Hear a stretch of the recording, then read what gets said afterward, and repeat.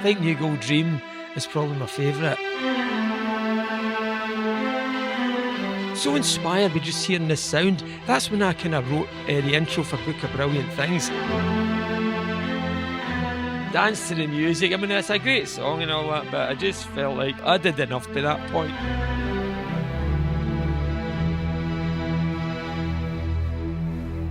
Street Hustle on the live album? No, it's not. Is it not? No. Fuck's sake, I should have checked that. Welcome. Today I'm talking with Michael McNeil, the former composer and keyboard player with Simple Minds. We discussed the 1987 album Live in the City of Light, as well as a few other little interesting tidbits. Over months and months doing that record, and I don't recall Jim being about that much. And we were really, really guilty of milking these songs out for a long, long period of time. Fucking hell, stop. My shoulder pads, now that is something else. So Mick, in 1985 you had the huge selling single Don't You Forget About Me and the multi-platinum Once Upon a Time album. You were just about to embark on a massive world tour. Was the next step naturally to do a live album? Obviously, with Once Upon a Time, by the time we started that tour, and we had Robin and Sue on board, and it was one of the biggest production gigs of the band's career up to that point. And for me personally, there was all sorts of additions to my personal setup. Like I'd already exhausted the band financially with all the purchases of keyboards that I was buying, which Jim continued to remind everyone. Like, Mick McNeil's going to bankrupt the band. Well, I think I bankrupted him by that point because I had everything. And it was like, how can, and plus MIDI had obviously kicked in, so it was like an added bonus. It was almost like the planets aligned with me and all my purchases and being able to play them all at the same time. You know, it was like a kind of magic moment.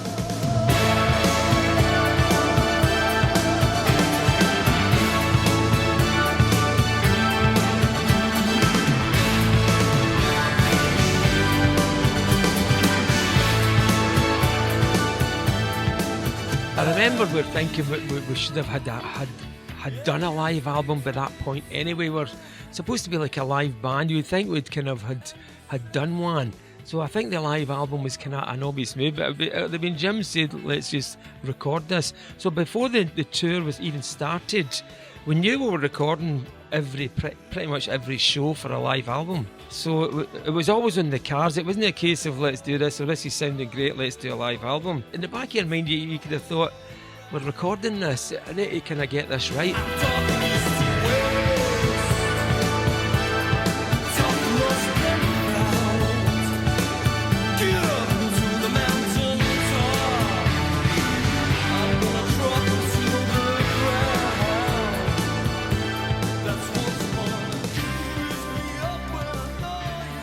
Along with the album, you released Promised You a Miracle Again.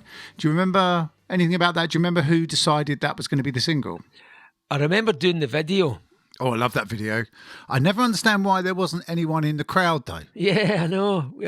Probably timing. It was one of these things. We need to do the video, and it was like, get it under control. The thing about doing the live, well, my recollection of doing all the kind of live, like the waterfront videos, when you do a crowd there, is like you can't just do that. You have to put a set together and have all these people. You have to do a kind of incorporate it within a performance. And I think it was maybe the lack of time to kind of put all that together. We thought, well, let's just focus on getting the track. I mean, I'm quite embarrassed with all the videos, to be honest with you. But that was probably the least embarrassing. Talking about embarrassing videos, why weren't you in the All the Things She Said video? I don't know. I really don't know that. I'd love to ask Jim, why was I not in that? That was the same guy as well that did Alive and Kicking. You know, he was supposed to have had all these kind of futuristic methods of working and editing and state-of-the-art technology, kind of a cutting-edge now guy, and MTV was in full flow, and this is a guy, you know, he's an award-winning filmmaker, blah, blah, blah. But some of his ideas that he had that led up to that, I remember with a meeting in his flat in New York, flat above the butcher's area and right down in the village. It was one of these really cool apartment flats, it's a big wide open space. And he presented these ideas to us, and one of them was to fly us over New York on a surface with 4 balloons, right? We're like, what? Just set up on a big square platform and float it up in big balloons and fly it over New York and film it with a helicopter. Did you ever hear about that? No, it sounds like there was a lot of smoking going on at that time. The other thing, well, and on the same thing, it would have been, I think this would have been really cool, and I've kind of seen this idea, where he would have pre-recorded certain images of us while we're up going through Manhattan and project the same images onto buildings. So, you see these big projections of the band kind of moving through the streets of Manhattan up Fifth Avenue and all that. And at the same time, we're above it on this bloody balloon platform. Obviously, I'm just thinking we need a parachute. We're not going to look very good with these big parachutes on our back. I'm not going on that.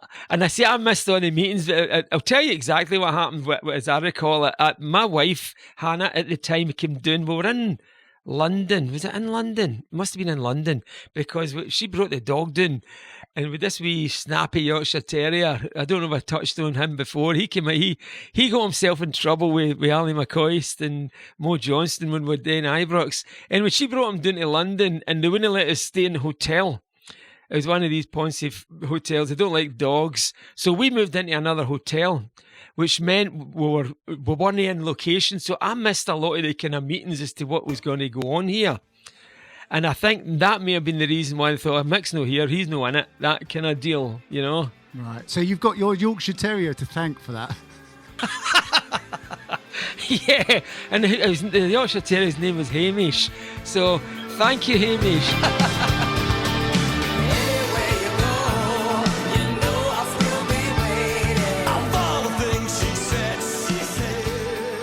I was watching another video the other night doing a bit of research. I think it was Glittering Prize, and Derek's not in that one either. No, I know. No. Again, Derek must have been in the bad books. We must have been on the fucking naughty step. Maybe he didn't want to do the topless gold painting. No, Derek would definitely wanted to do the topless gold painting. In fact, I think he went away and done it himself later on and added himself in. But I think it's naughty step material, Rob. I think that's really what it is. We're getting our arses. Oh, really? Are you being serious? Yeah, I'm being serious. We're getting our arses scalped for something that I don't know what I did, but I don't know what Derek did either.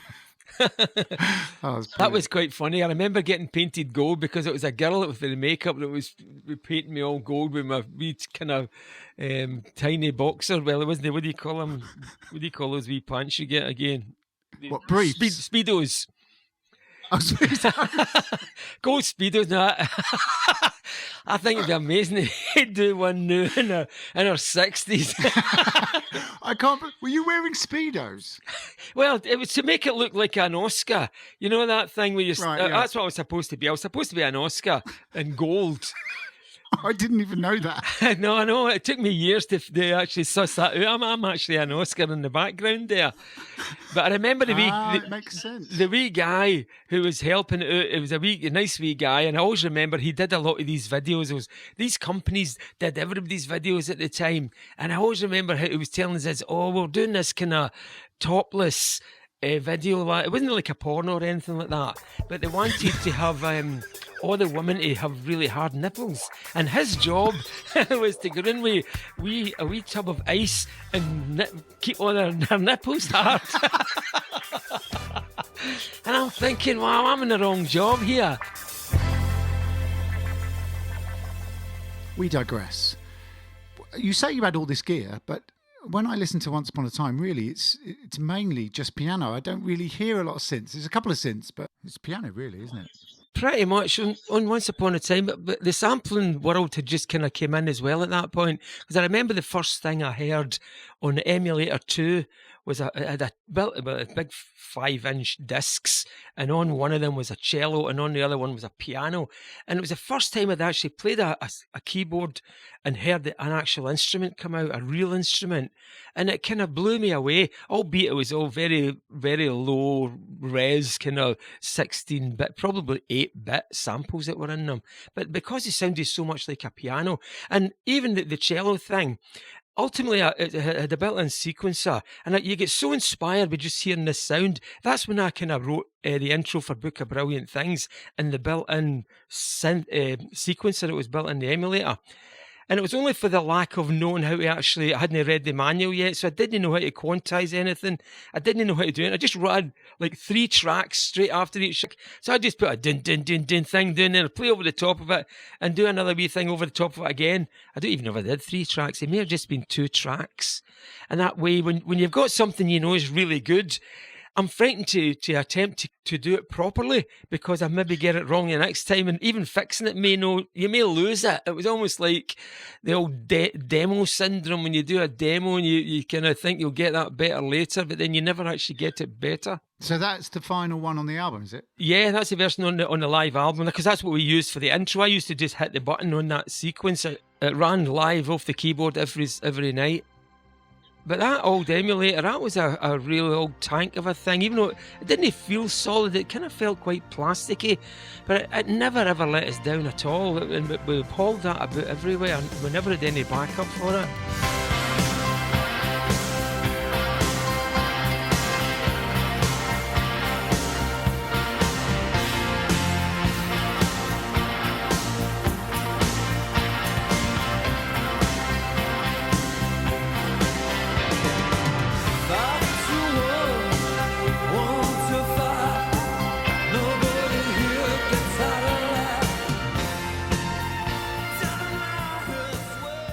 So the album starts off with Ghost Dancing.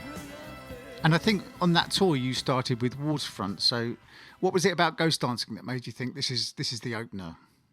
Initially, I didn't really like Ghost Dancing because it was pretty much a takeoff of I Travel.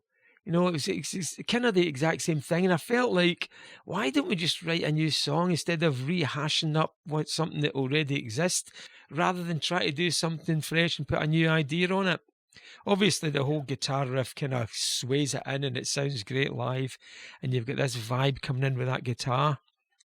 So that the whole thing for me just hangs on the guitar, being different rather than anything else. Even my parts on it, I remember thinking, what the hell am I going to do with this? Obviously, I don't want to try and sequence something up the way I Travel was, because that wasn't a sequencer. Actually, it was an arpeggiator, and I played that on the downbeat, so I wasn't even that I could keep in time with the drummer rather than the drummer keeping time with me.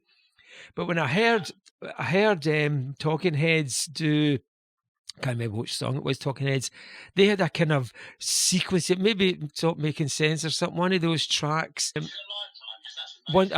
it. Once in a Lifetime. That was it. And they've got this kind of sequencer thing. So I decided to attempt to do that, but play it live. You know, just play the notes kind of randomly on that kind of similar sound. That was a kind of desperate attempt to say, what the hell am I going to play on this record?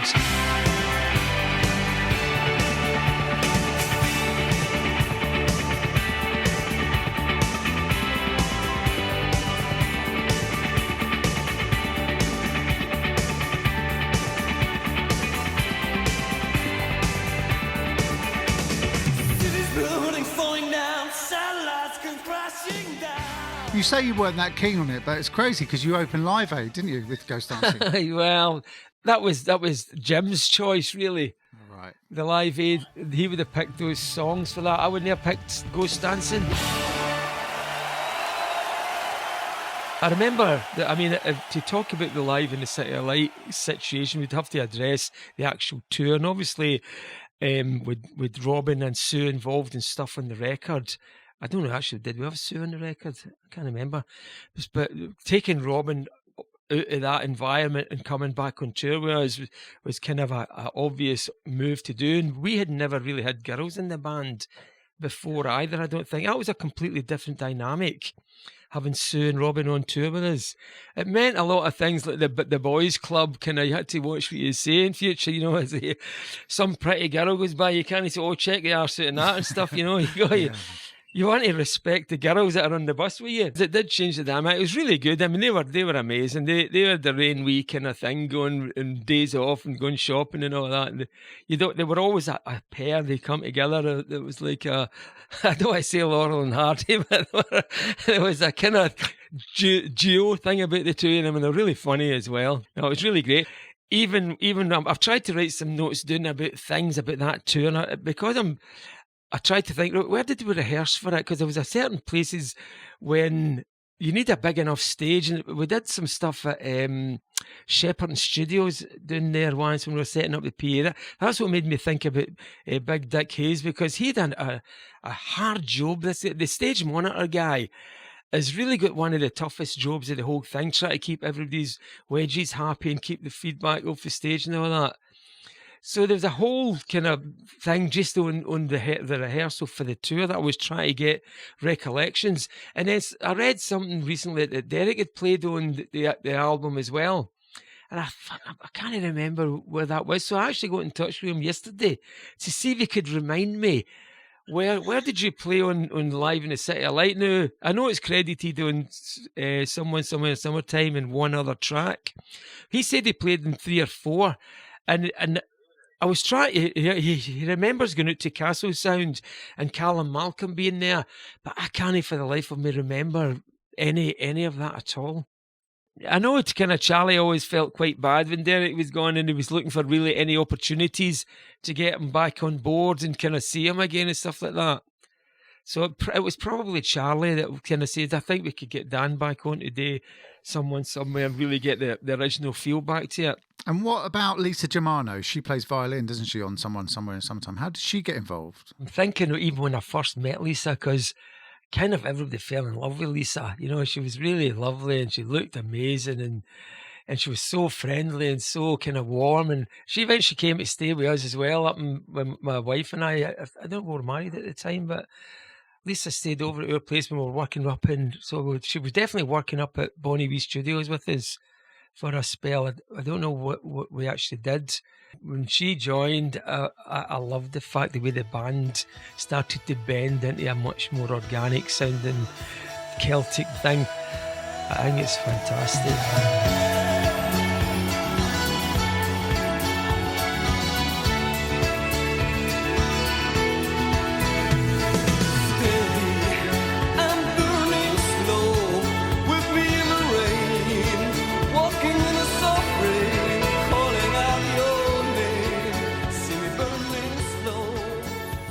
And I still try to get any fiddle player that I work with, and there's been quite a few in the last few years, to do this kind of what she did with the double notes and that kind of Cajun-y, bendy thing. And I don't think Jim or Charlie really would have put any restrictions on anything she did. And I can't remember doing it either.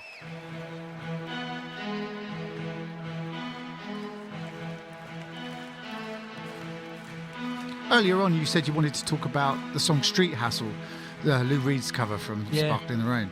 So what made that song stick out in your mind? Because it was such a good vibey track live.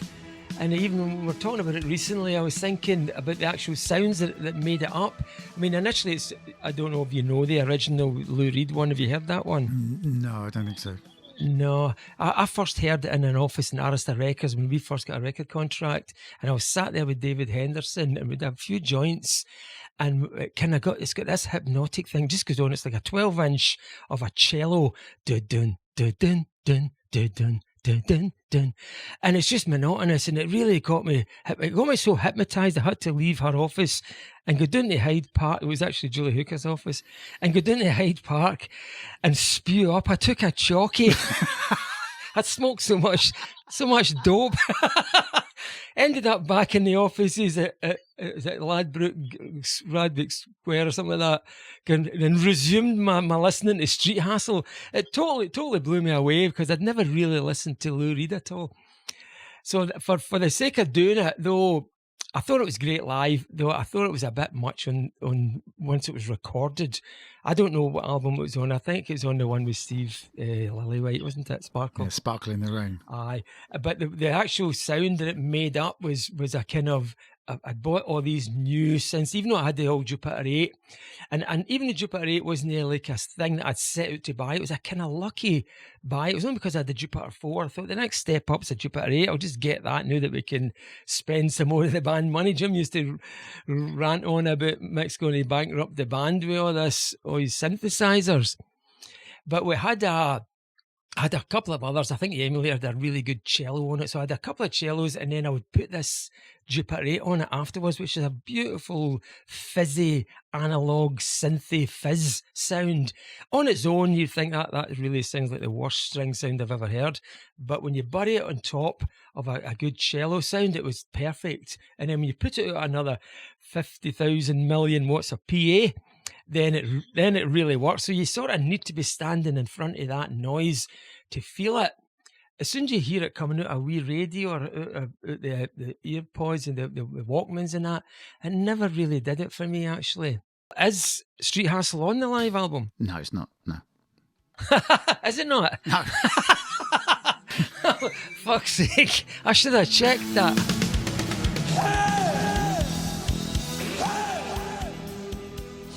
That made me think about the Jupiter 8 and what happened to it, because it's one of the keyboards that you see nowadays that's a really, you'll probably know yourself, Rob, if you've ever tried to buy a Jupiter 8, what they cost. I've seen them on YouTube for like 25 grand or something like that. They're Yeah, absolutely. ridiculous.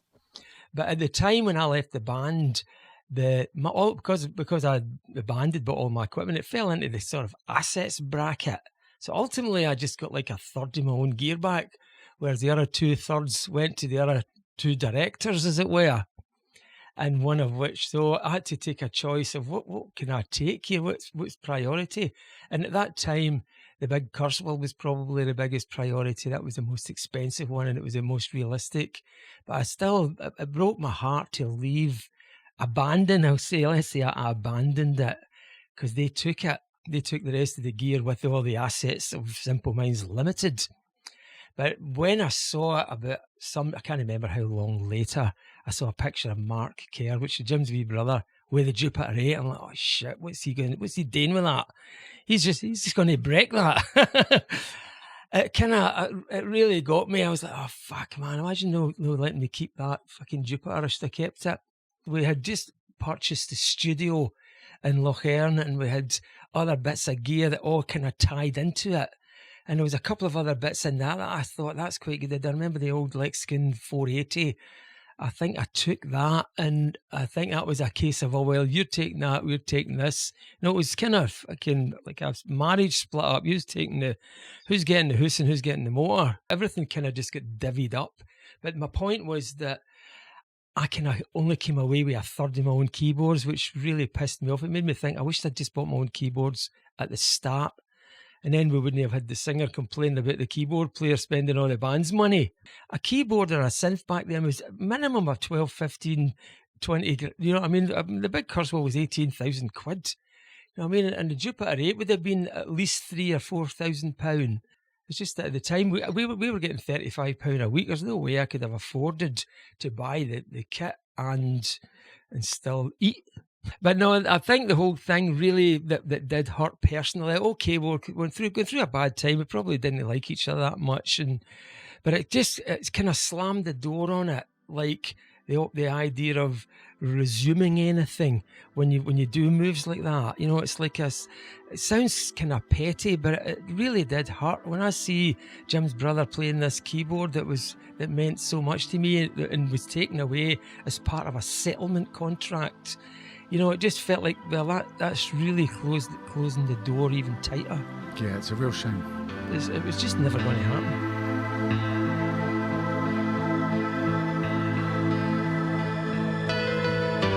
People walking hand in hand. See, because I was never a piano player. ever since we did the Peter Gabriel tour, I always wanted like a CB70 with the chorus effect on it. And then it was always quite uncomfortable because it was actual weighted keys and it felt completely different instrument to play. And at the time I was really, really happy with the actual action on a DX7. I thought that was one of the best little synthy keyboards to play ever. You didn't accidentally hit the wrong note, which you do in a lot of kind of crappier synths. Whereas on the CP70, you really had to make an effort to hit the wrong note. And I did that a few times as well, but it kind of makes you more aware of how to play properly, and I get kind of really into that. Yeah. Well, if you think of something like Easter live on that album, to play that as emotionally as you do, you've got to have the weight, haven't you? Yeah, well, that's what I think. I think it gave you more weight and it gave you more time to sort of control your actual performance of it. You know, things didn't run away with themselves. They seemed to have much more meaning when the hit notes were heavier. You know, as soon as you hit it with using more than 3 or 4 fingers, it just comes up feeling like this is much more powerful and I can control this and hold it down a bit rather than throw it away the way you do feel when you're playing a synthesizer. I think that's the bottom line, really.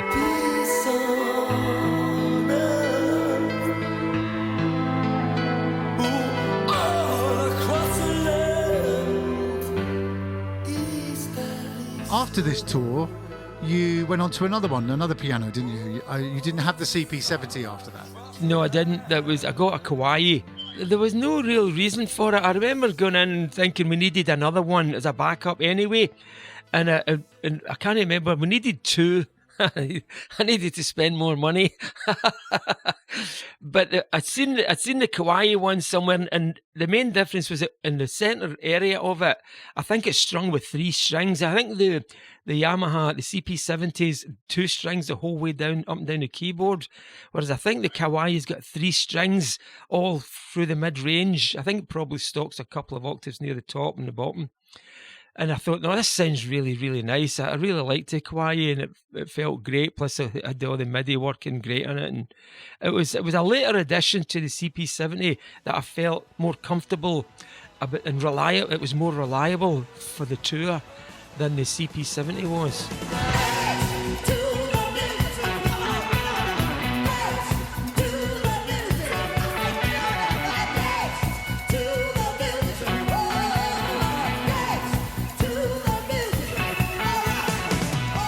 Dance to the music.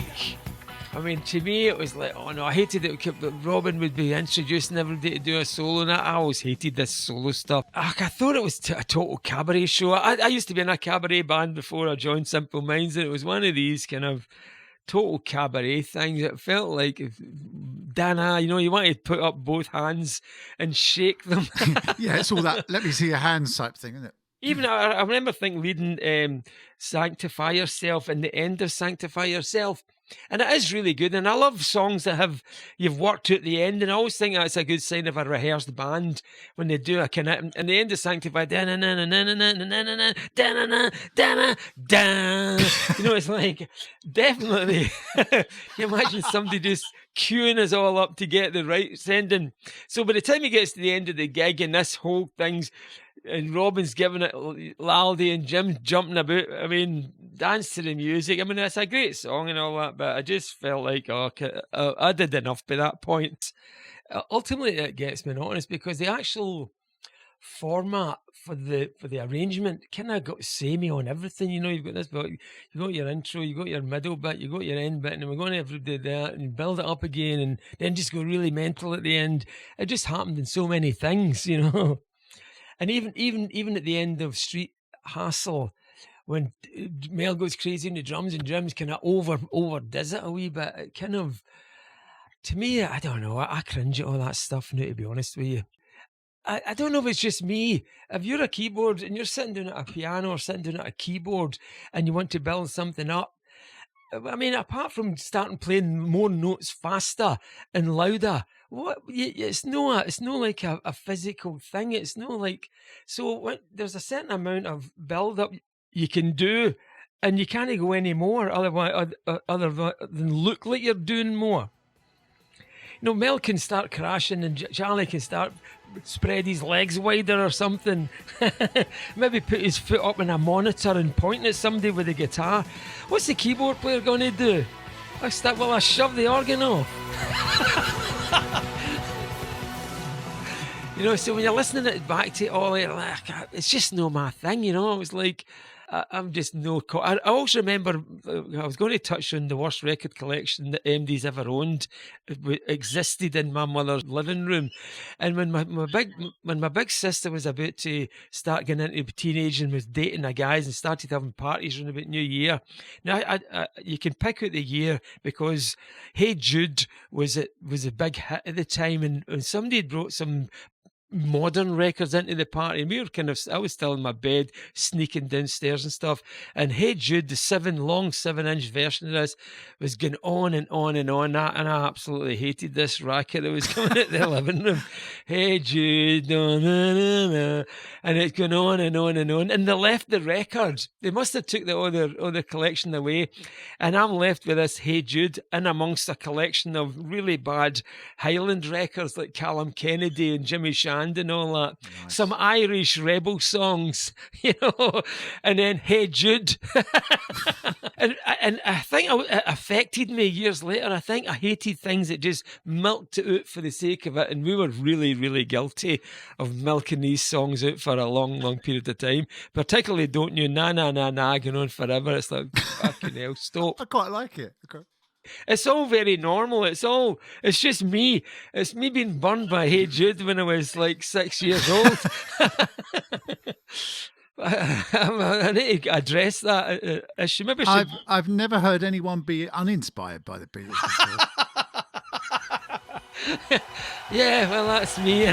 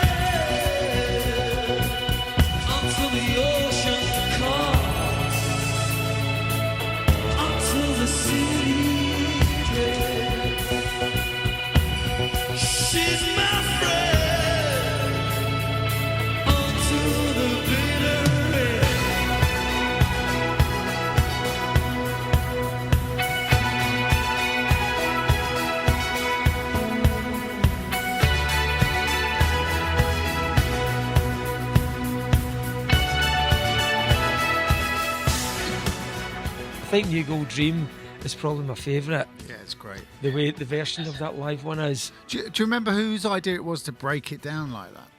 I can't remember. I've got a feeling it may have been Charlie with just that kind of wee jangly guitar thing, and we kind of.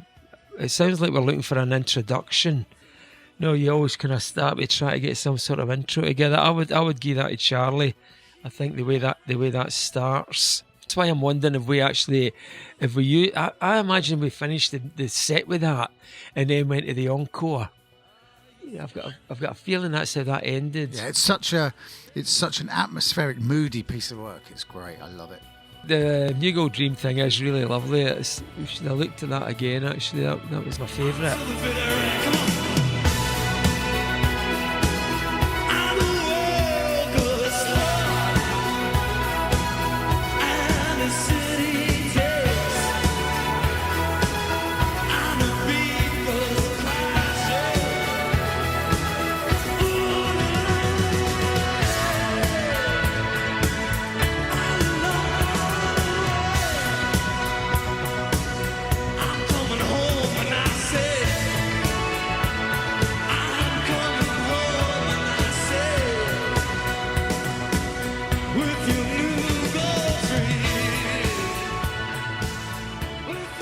On the album sleeve, it says the album's produced by Bruce Lamkoff, but you were saying to me earlier that you think you and Charlie should get a credit for that. Well, I do. I remember Jim kind of feeling like, oh, let's let him. I didn't say anything at the time, but I really felt Jim was being really generous to what Bruce, considering the amount of work that Charlie and I did put into that. We were there every single minute and made every single decision.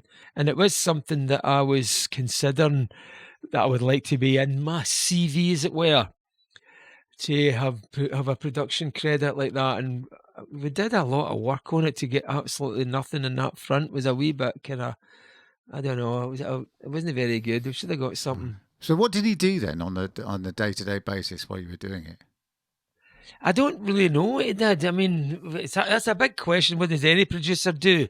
Obviously, we picked through and went through all the feel of all the songs and kind of compiled all the tracks and done all the stuff. But as far as producing, what a normal producer would do and kind of work the general sound, everything was kind of there already. All he had to do was really kind of mix it right. And I don't know, I've not even looked at Bruce. He was a lovely guy. I don't even know if he did any records after that. I don't even know if that's what his thing was, really, record production. Right. And you had your friend Dougie, didn't you, helping out with the computer work? Yeah, Dougie. I mean, he was amazing. Dougie's the man, actually. He probably done more work than any of us. You know, it's almost like doing something and, okay, we're on it and it is our record and we're obviously getting paid for it and whatever. You know, but it was another kind of whole body of work that you kind of think you should really be kind of credited for. A ton of homework, just listening to everything, and then doing a wee kind of marks out of 10. What's that? Well, that's a good chorus, but that's a crap verse. You know, that kind of stuff, and then make it all, then edit it all together, and then listen to it again. It was a lot of work before we even started going anywhere near the mix. And I don't recall Jim being about that much. And Jim overdubbed a few vocals. There was quite a few overdubs on there, wasn't there? Yeah, even though I don't recall exactly what we did, but there was a lot of vocal overdubs and a lot of guitar overdubs that I was kind of really on the fact that I didn't do any overdubs. It's kind of, it's no exactly absolutely accurate because you can tidy it up a little bit as far as the mix goes. I didn't go messing about with the quantizing anything, obviously, because there's no point. We never used any clicks anywhere. So it was just a case of if it was anything really bad, I would have fixed it. But I don't know if there was anything that was really any bloomers. It was all about the sound and tidying up the actual mix of my keyboards that I was really chuffed at. So you didn't really add anything else, but you changed maybe the sounds?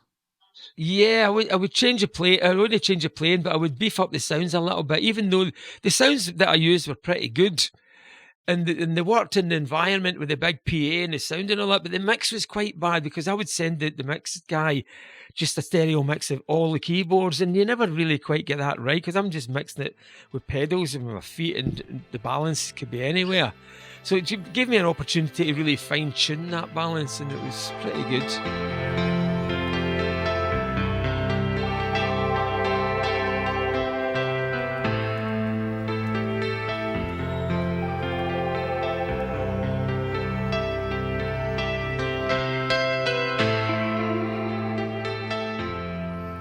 There's some beautiful quieter moments on the album, the breakdowns, especially on the piano, and not all, sort of guns are blazing. Yeah, that's what I prefer it to be like. If it was an orchestra to go wild, they don't really get any more dynamic than the maximum they can go.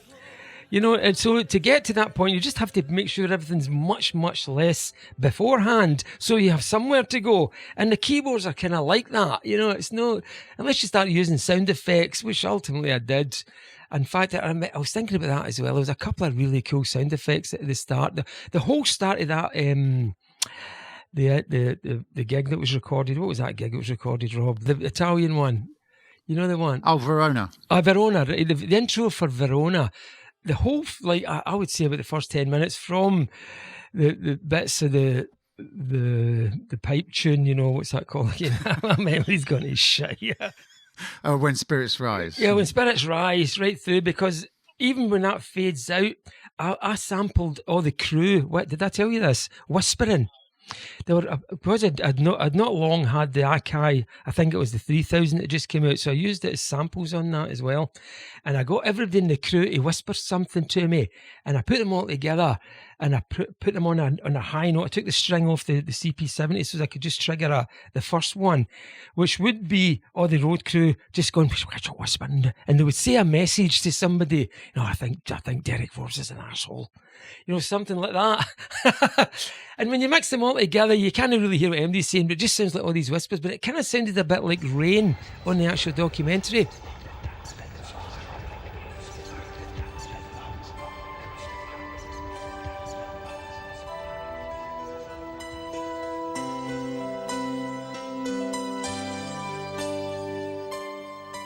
Yeah, but it was right on the intro because I'd have the whispering first and then I would bring in the thunder. And the thunder was actually recorded outside my house when I lived in this house called Woodstock up in Newton Mearns in Glasgow. And I just built my studio there and I had these wee cracking shops microphones, and it was really thunderous outside. There was no rain at all, just really loud thunder. So you'd see the lightning, and I knew when the thunder was going to be coming. So I just ran out and stuck a couple of mics out and got this amazing thunder samples, put them into the Akai, and that's what we used. As soon as the whispering bit stopped, I'd removed another string from the next note down on the keyboard, and I would fire off the thunder.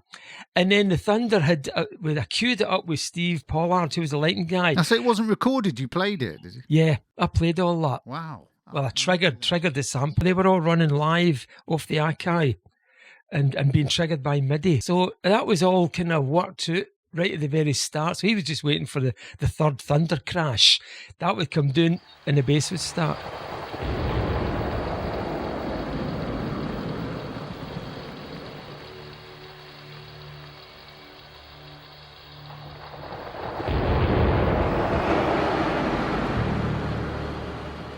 On the Once Upon a Time tour, you promoted Amnesty International, didn't you? And I remember on the Street Fighting Years documentary, you had reservations. Well, not about Amnesty International, but about bringing it into the concert. Yeah, well, it was more like I was kind of conflicted with, because Jim was making it. We're actually, Amnesty was obviously a brilliant thing, but he was putting these leaflets on chairs and everything. So before people even hear a note, they're looking at this political content to kind of remind them that we are part of this. We want this ANC. We want to get a South Africa. We want free people from prison. We want to do all this stuff. And at the same time, we're trying to take people away from reality and put them into a kind of a world that they want to have fun and enjoy themselves. There was a kind of conflict in my head about that. Where does this line drawn that people are coming out to be entertained, or are they coming out to be kind of taught about life and news and kind of political elements of everybody's lives? Yeah, it's a fine line sometimes. It is a fine line, yeah. No, it's obviously a really good thing to do, and the ultimate outcome was amazing, and Mandela getting out and the whole thing like that, and him suddenly being the voice of Africa and being amazing at it. Obviously, he was ultimately the best kind of leader of any nation that has kind of ever lived, I think. To the back, to the side, to the front.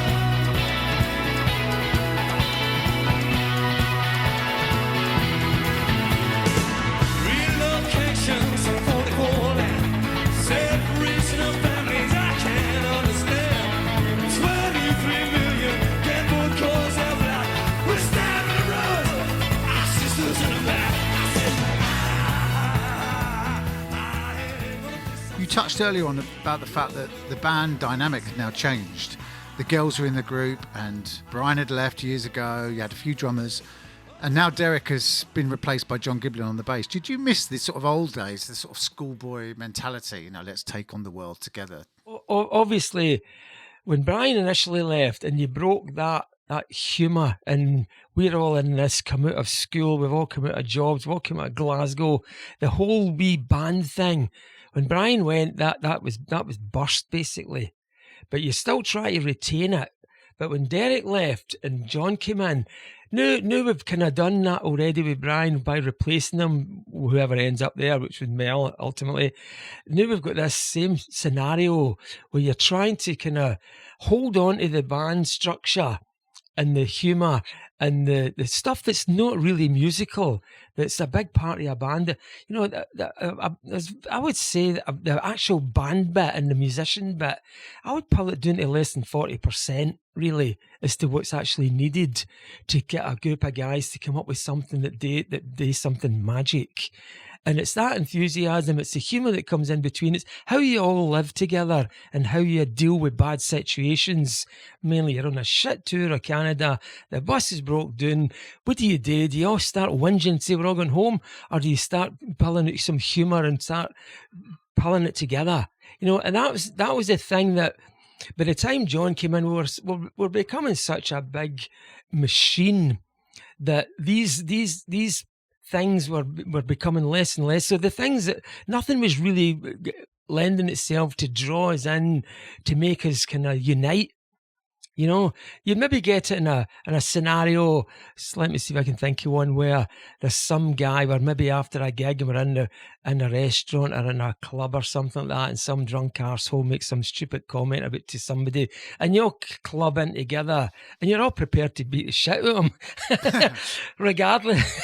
No, even if he was to try and get one punch in, 3 guys would lamp him out before he got the second punch in. You know, that kind of defending each other stuff. I mean, that's sounds a bit extreme, but I think you get my point. So when John was there, we're obviously really buzzed that we've got this amazing bass player, really guys blended in, really lovely. Everything's kind of sweet and rosy. You don't think about Derek. You don't think he's gone. There's no situation that requires that humour. 1, 2, 3, 4.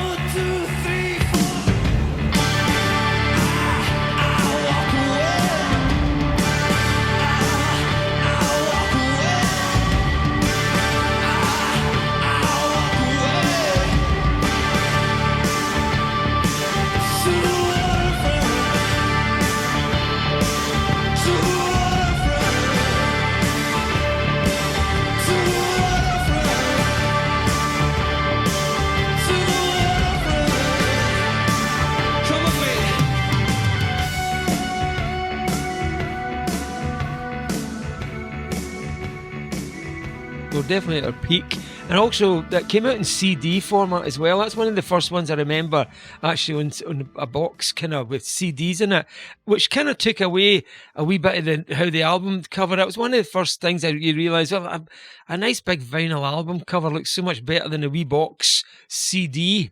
No, it was a great presentation. A quality looking sleeve, and the product looks really, really good. It was definitely it stuck out on the shelf of a record shop for sure.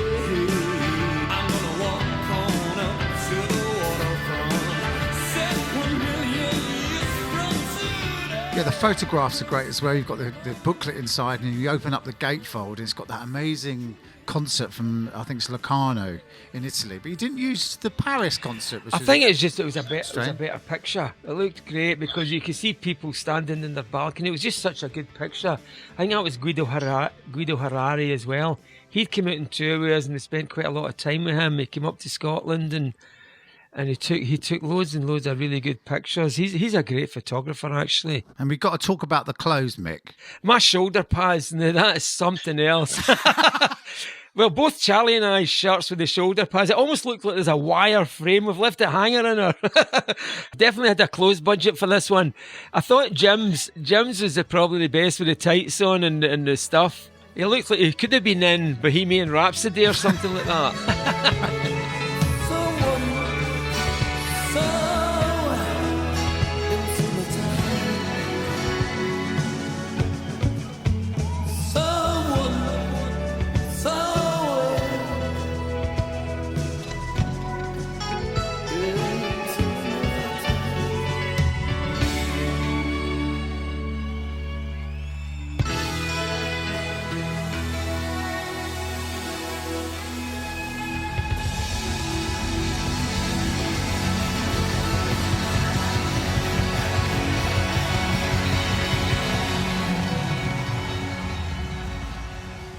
After the release of the record, Live in the City of Light, it really sounded great. I'm not a big fan of live albums. I didn't really know that many anyway, but I was really proud of the sound of this one. It sounded so powerful.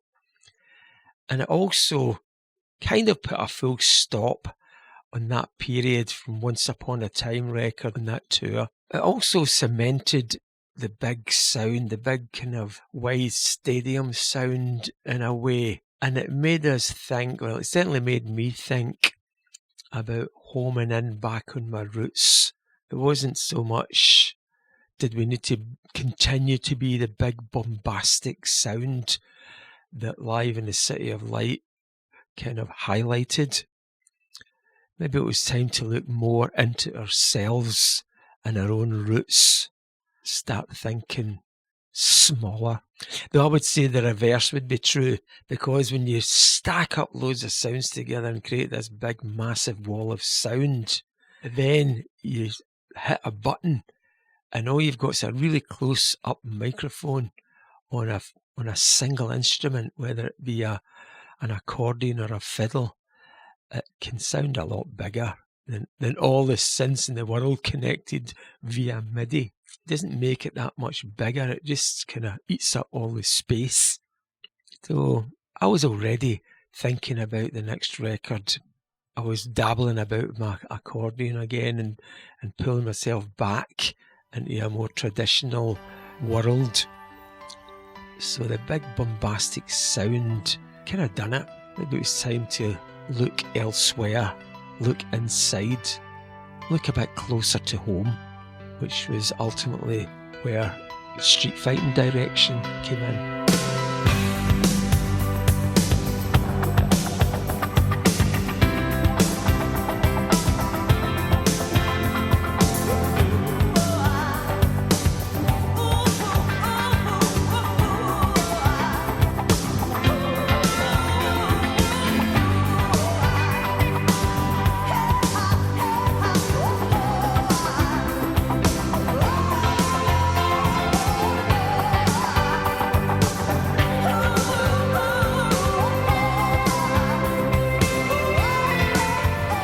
Well, thanks very much, Rob. It's great talking to you again. Thanks so much, Mick. I've really enjoyed it. I've laughed so much. All the best, man. Okay. Bye.